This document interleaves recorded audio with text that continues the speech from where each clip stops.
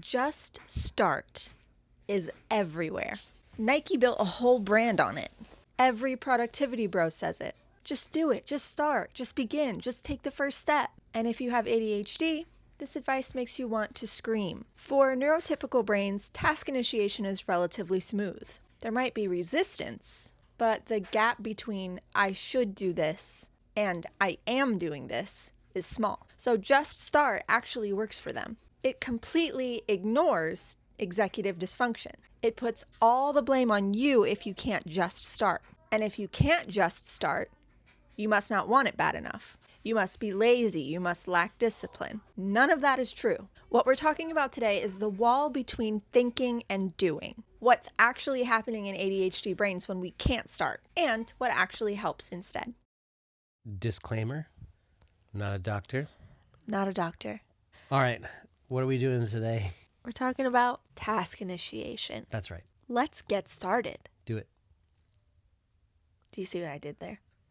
Oh, you initiated the task. I initiated the task. Let's get started. Let's get started.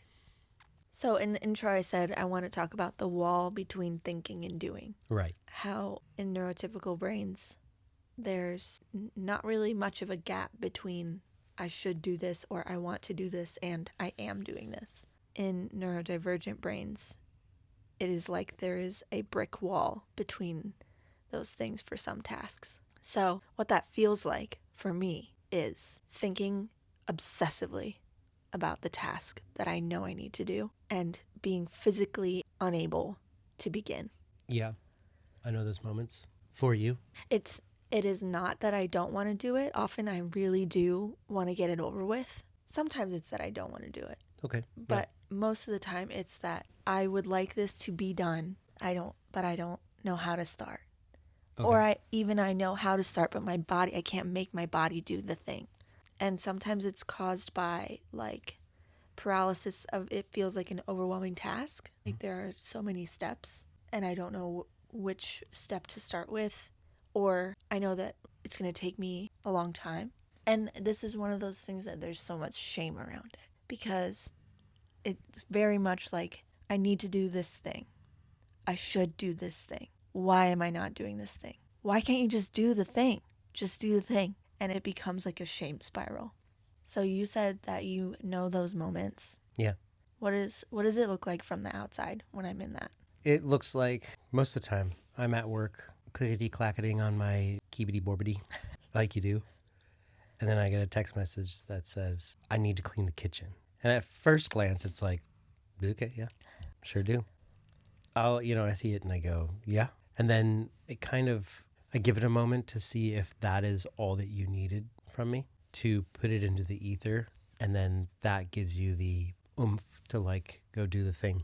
And then if I haven't heard from you for a while, or I get an update text that says, why can't I just do it? Then that gives me we need a little grease, a little WD-40 for the squeaky wheel over here. I knowingly have to come at it and it is coming from an understanding perspective. I get it.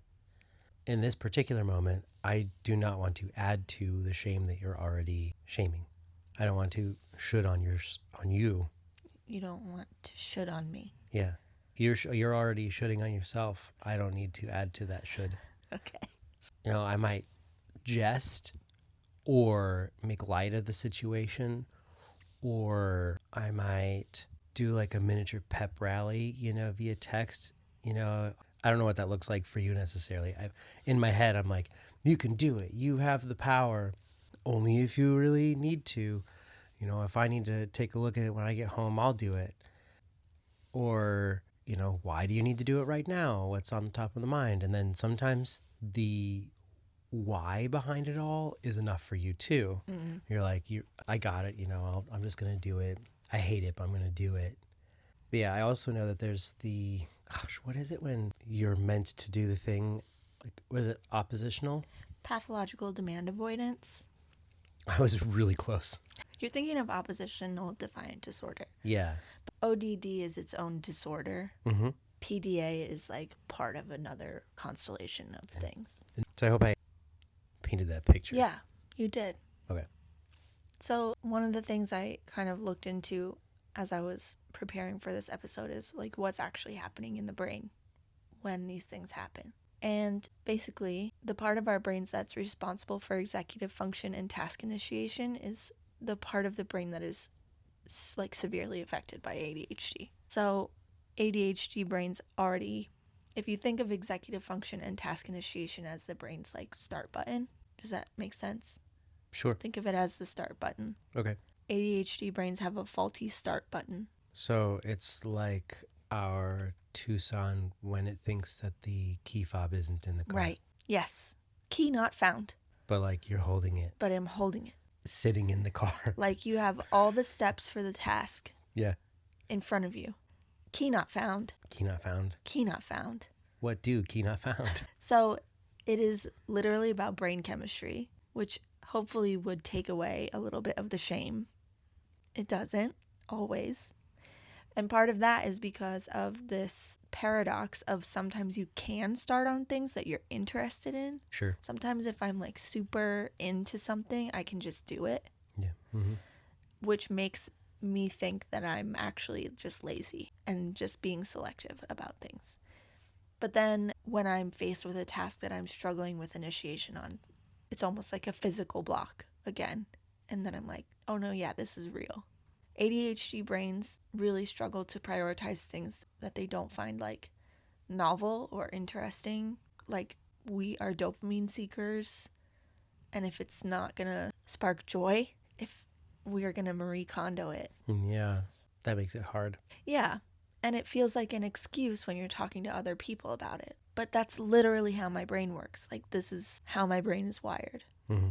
I'm just trying to process through the shame. Live and in color. Live and in color. How are you processing it?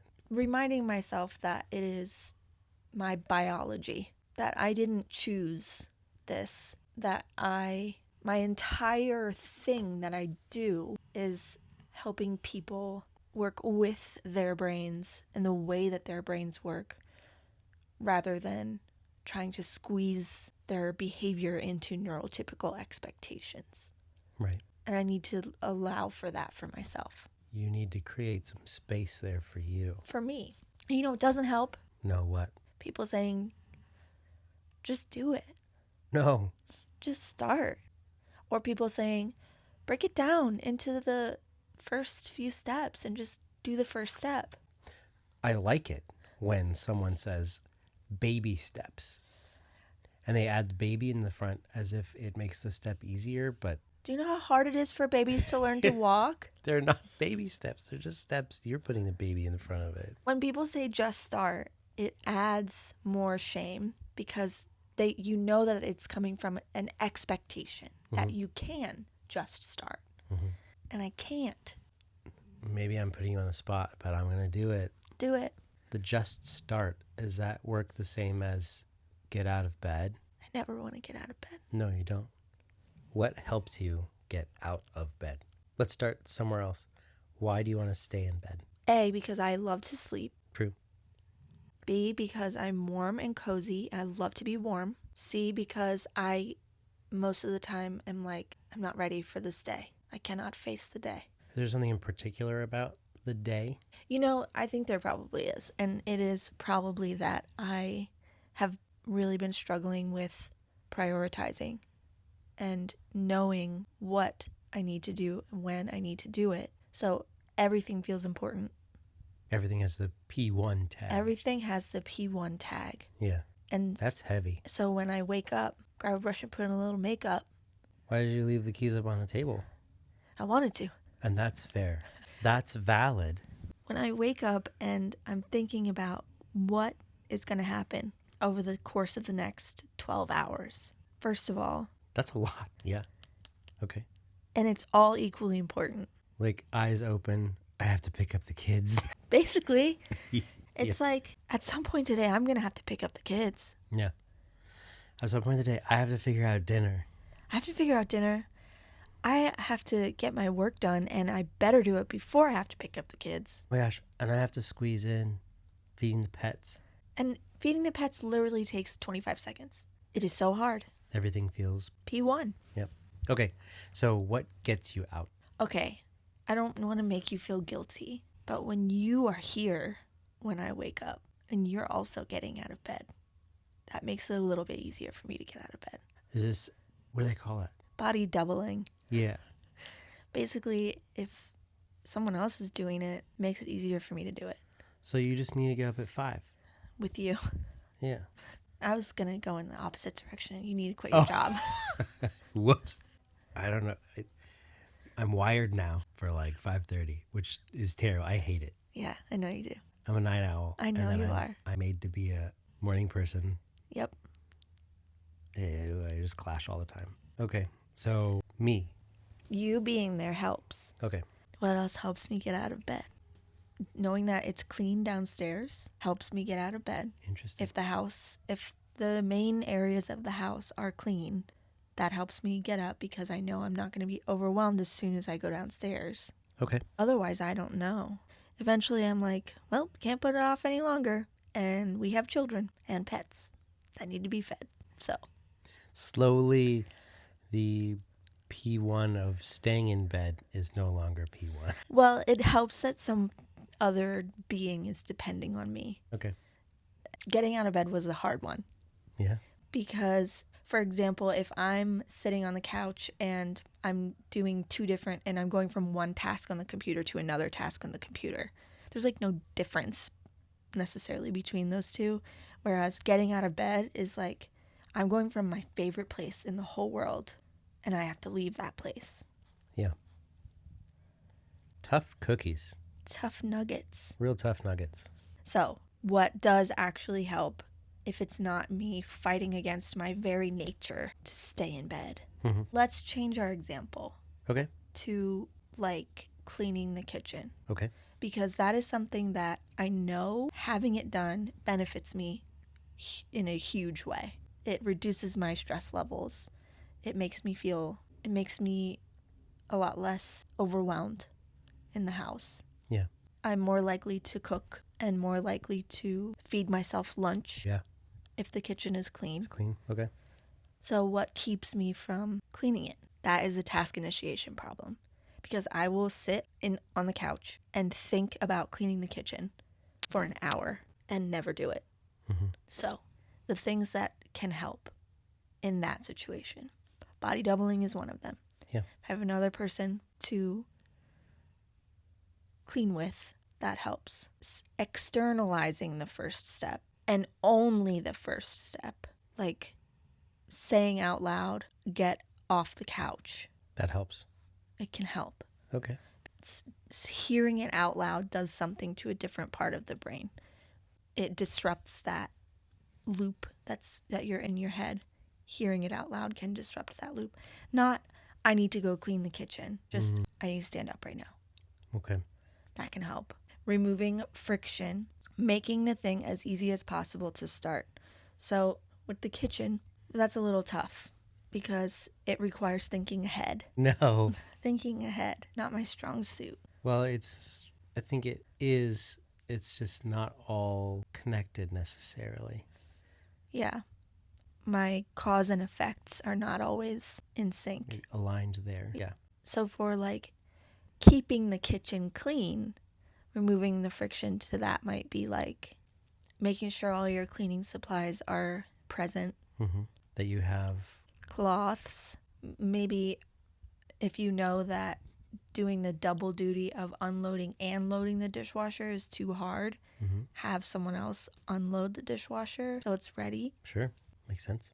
I think the thing about the friction is that it could be different for everybody. Mm-hmm. So what's friction for one person is like, that's the part that I like doing. Yeah. For someone else. So yeah, I think it's just figuring out what your friction is. That's exactly right. Exactly right. I've been talking about this a lot in my content recently.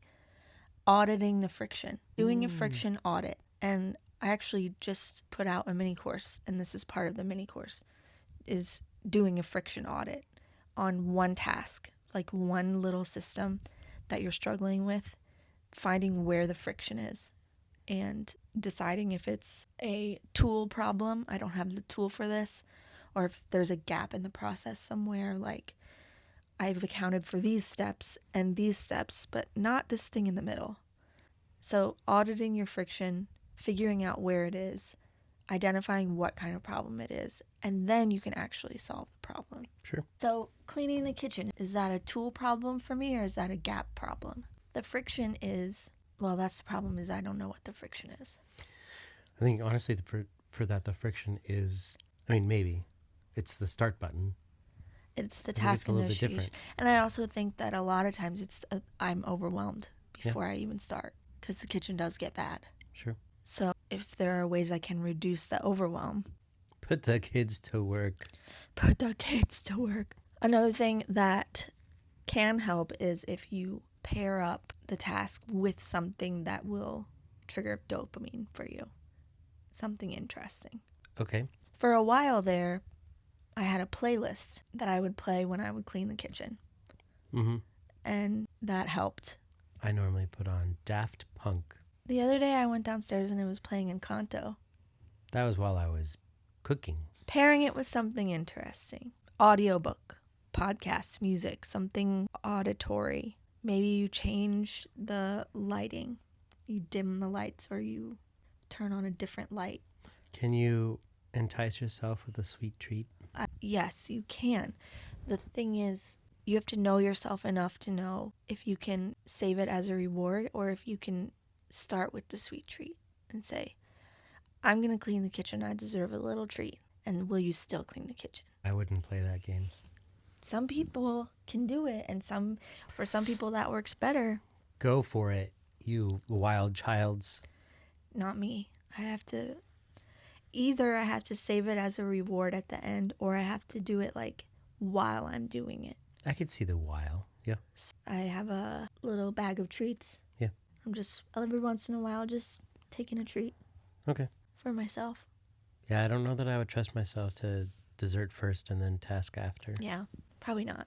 Sometimes it helps me to think I can do anything for 90 seconds.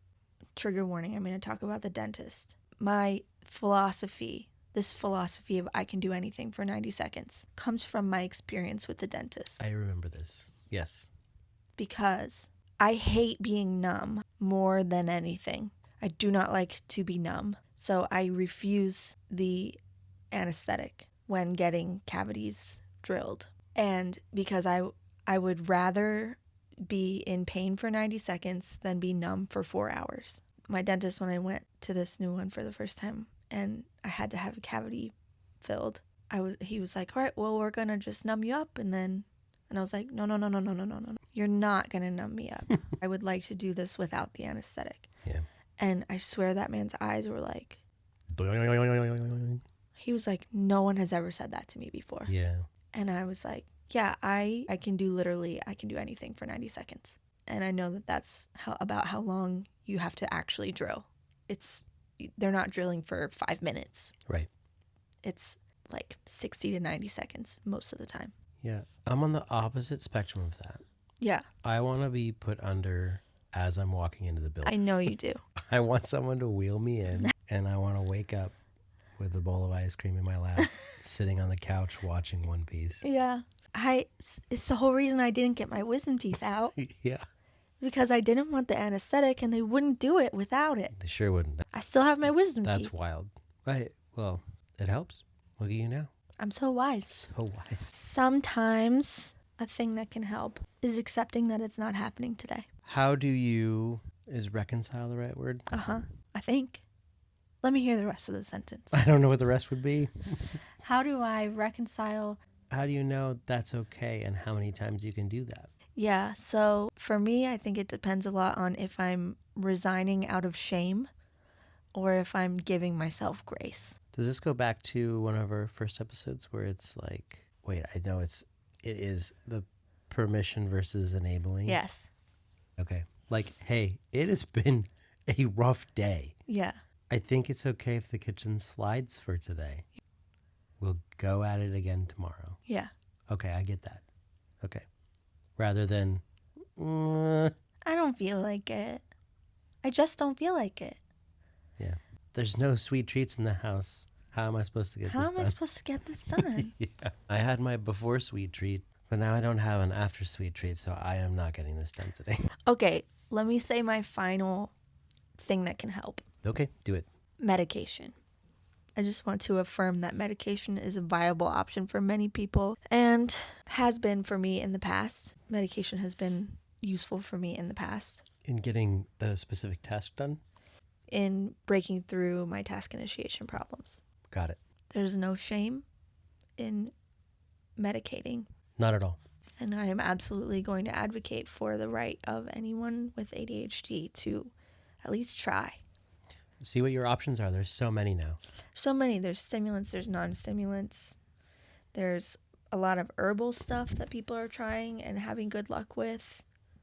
There's more than 2 options available? There's a lot of options. I take a very obscure ADHD medication that no one has ever heard of. You're so special. I'm so special.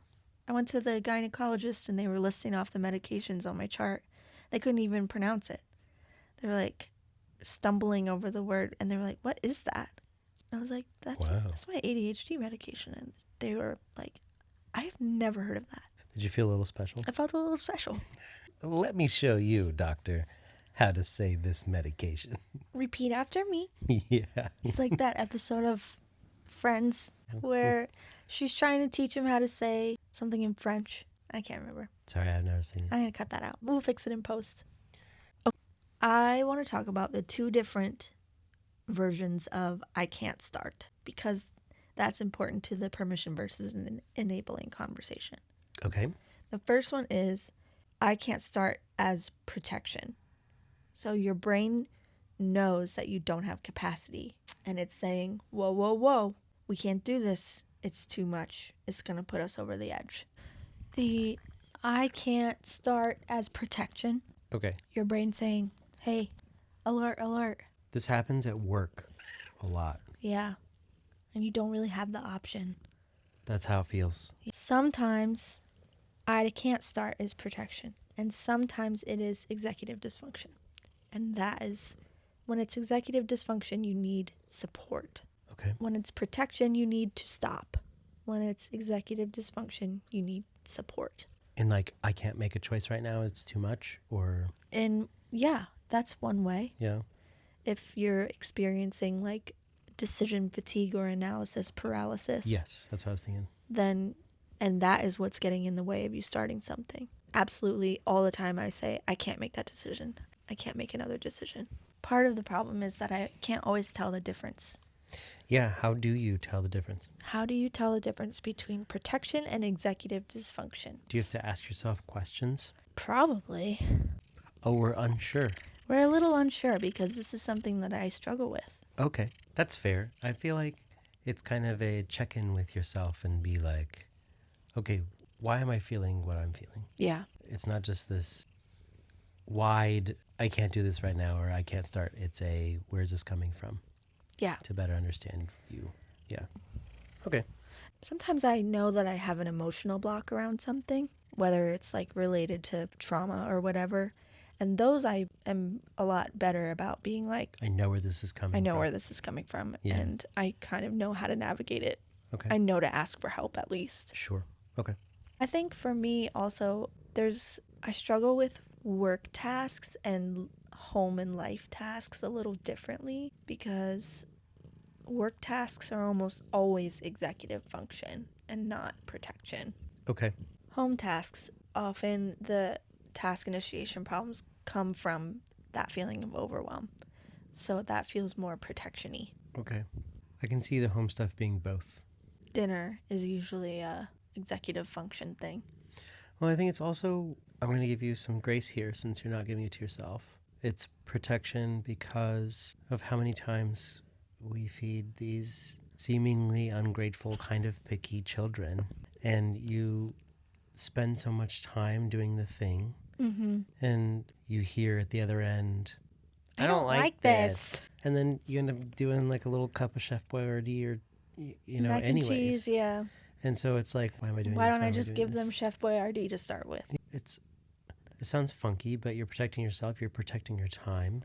And that's kind of this visceral reaction to what dinner means because of how frustrating that is at the end of it. Yeah. You're right. Yeah. I am. So chew on that a little bit. Okay. It's both. Once again, I don't have a neat and tidy way to wrap up this episode. Gasp.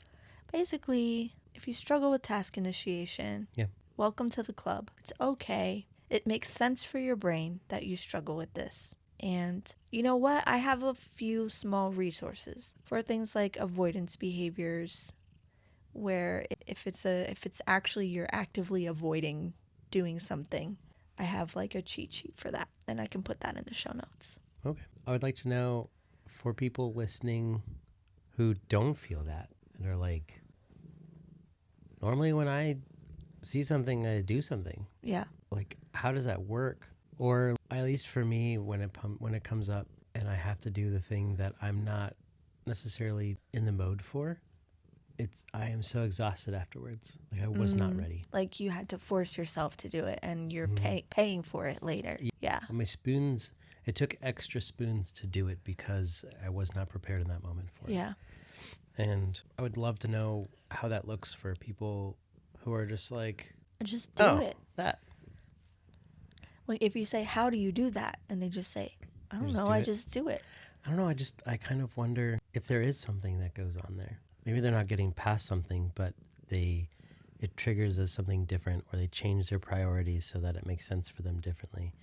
One of the ways that I knew that I was neurodivergent was I was talking to someone who is neurotypical, and I said, I really struggle to form habits. Like, I really struggle to do a morning routine and do it the same way every day, and do it consistently. And she was like, "Oh, well, you just do it." And I was like, "What?" She was like, "Yeah, you can do things like habit stacking. So, if you get up when your alarm goes off," and I was like, "I'm going to stop you right there." I'm already out of this conversation. Yeah, I understand there's a lot of great, Atomic Habits is great for neurotypical people. James Clear's book that I love to shit on, because it talks about the value of building these small habits. Right. And I think that is really beneficial for a lot of people. And it blows my mind every single time that anybody can follow through with it. But they do, and they can. Not meant for us. It's just not meant for us. Okay. And it also blew my mom's mind as well when I said, "Do you know that there are people who, when they wake up, they immediately go into the bathroom and brush their teeth, and they don't think about it." They don't think about it. They just do it because it's a habit. It's ingrained. I have to think about brushing my teeth every single day. Yeah. Every time. Sometimes I have to convince myself to do it. Yeah. But there are people who do not think about it. It just is. They just do it. And that's how I know that there are neurotypical people in the world. Maybe I just am not meant to understand. Well, it's like people who have the gene that makes cilantro taste like soap. Soap.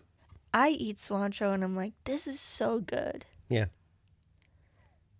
I can't imagine how this would taste anything like soap to anybody. And yet, they exist. They do exist.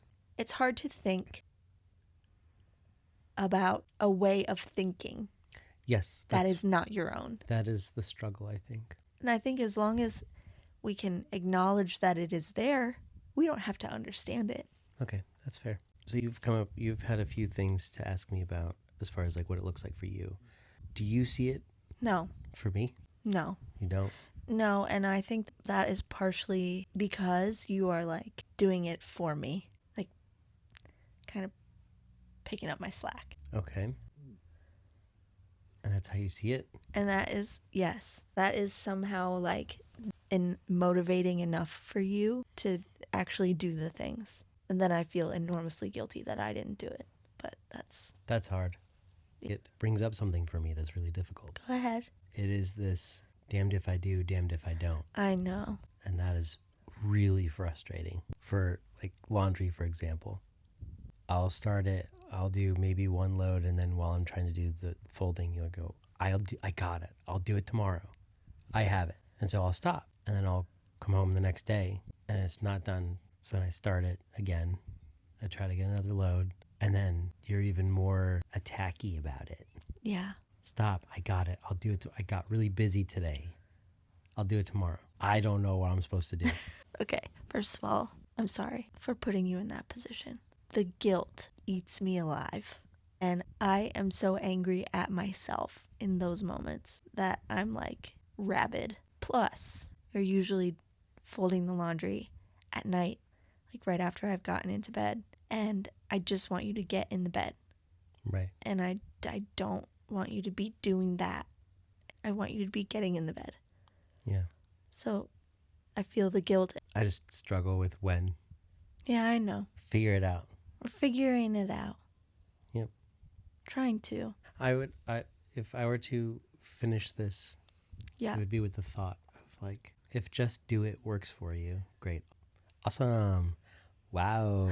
But like, that's really cool. And I'm jealous. But if it doesn't work for you, there's other ways to make it work for you. And sometimes it's not going to work. Yep. And all of that is perfect. Well, all of that is what it is. Yeah, it's perfect the way it is. And you figure it out. Like, you see it for what it is. If you can't do it today, you work on it tomorrow. Are you being real with yourself? All these things that we've talked about today. I'm not saying like putting yourself in a rut and forgetting about the things you need to do is perfect. I'm saying be true to you. And what you're going through right now is valid. And you are perfect for what you're going through right now. It's fine. It's perfect because you can do it. I struggle with the word perfect because as a perfectionist, it is absolutely an unattainable ideal that I am. You know what's really cool? What? Being imperfect is perfect. That's perfectly normal. You're exactly where you're supposed to be. It's very zen of you.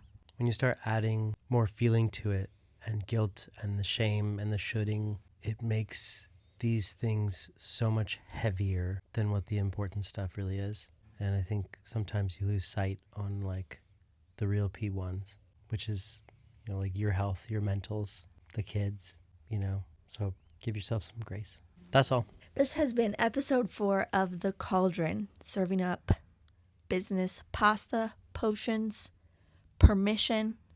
Where did the pasta come from? This is the first episode or something. Business pasta. Some other stuff. Serving up some stuff. I'll hear you next time. Yeah, you will.